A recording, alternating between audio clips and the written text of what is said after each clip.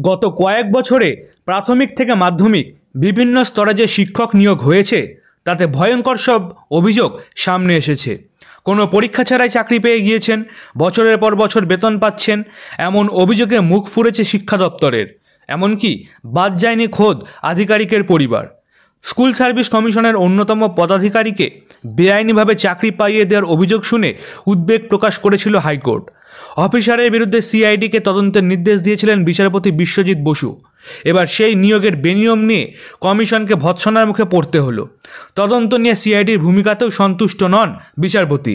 মুর্শিদাবাদের গোথা হাই স্কুলের একটি মামলা চলাকালীন সিরাজউদ্দিন আহমেদ নামে এক আধিকারিকের বিরুদ্ধে স্ত্রীকে চাকরি পাইয়ে দেওয়ার অভিযোগ সামনে আসে।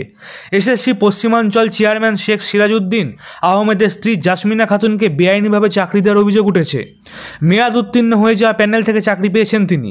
বৃহস্পতিবার শুনানিতে বিচারপতি বসুর পর্যবেক্ষণ স্বজন পোষণের অভিযোগ উঠেছে। তাই আর ওই পদে থেকে কাজ করা উচিত নয় সিরাজউদ্দিনের। তার বিরুদ্ধে ব্যবস্থা নেওয়া উচিত বলেও মন্তব্য করেছেন তিনি।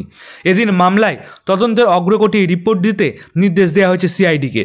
সব কিছু জানার পরও স্কুল সার্ভিস কমিশন চুপ করে বসে আছে কেন, সেই প্রশ্ন তুলেই এদিন কমিশনকে ভৎসনা করেন বিচারপতি বিশ্বজিৎ বসু।